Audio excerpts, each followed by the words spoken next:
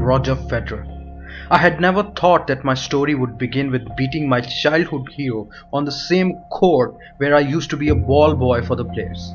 It all felt like a fairy tale coming true. Since then, I have witnessed everything. The zenith of glory, the ups and downs, the twists and the turns.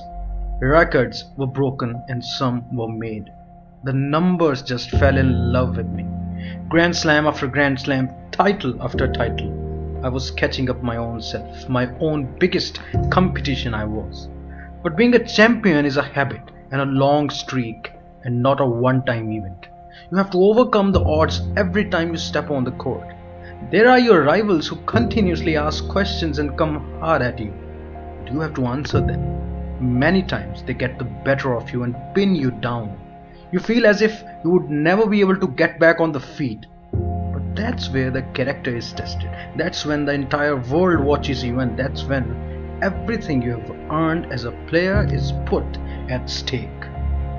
Year 2012. The record equaling 7th Wimbledon Grand Slam of my career was in my hands.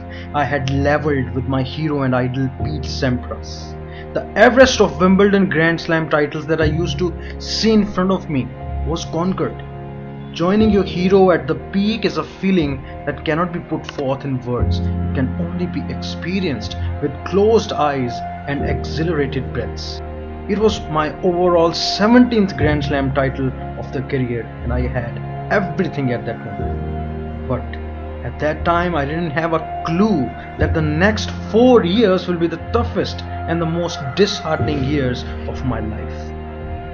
Over the course of next 4 years, I couldn't even win a single Grand Slam title. The age was catching up. The new guys pushing from the bottom were becoming bigger and bigger threats. My rivals were mustering slams after slams and dominating the world tennis. I was managing to reach the finales and semi-finals, but could never close the match successfully. The critics came in heavy with their criticism.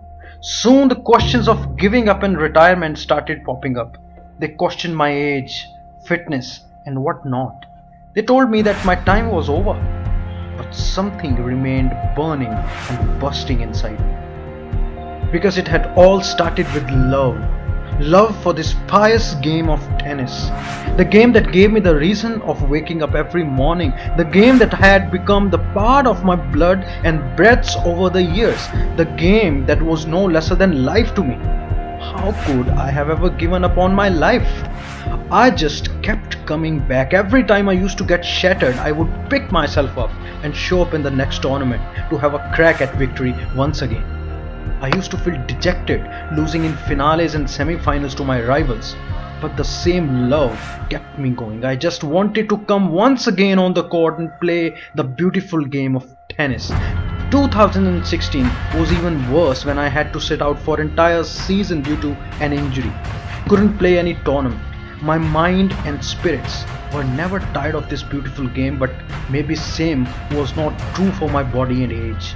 But hunger to play and live the dream for one more day kept tennis in my mind always. And I just kept going, never gave up on anything. And then came the Australian Open 2017. Finally I was back on the court. Sometimes the hurdles come as blessings in disguise.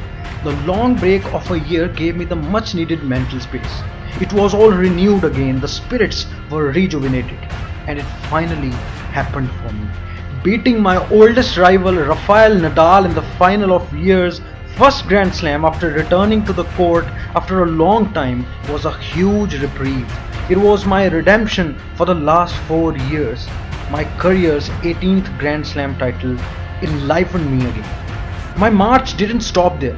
Won Wimbledon in the same year, followed by Australian Open again in 2018. 3 out of 5 Grand Slams in the last 14 months, and it was my 20th when I won it at Australian Open 2008.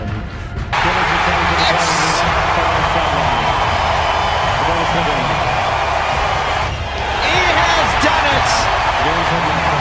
A sensational 6 for Federer down under. He's got there in the end, a winner against Cilic. 6-2, 6-7, 6-3, 3-6, 6-1. I have defied the age, and prove that it's just a number. I have proved that if you don't give up on your love and dreams, they never give up on you as well. I have proved that it doesn't matter how costly your hunger for the success and passion become, because if you're willing to pay the price, you will own them someday for sure. I'm still playing and living my dream in life, and I'll keep going until I can, with a promise of rising again and again after falling. Maybe that's why the people call me the Fed Express, because I have never ever learned to stop. I always questioned myself in the best of times, even when I was world number one for many weeks and months in a row. At certain times during the year I said, what can I improve? What do I need to change? Because if you don't do anything, or you just do the same thing over and over again, you stay the same. And staying the same means going backwards.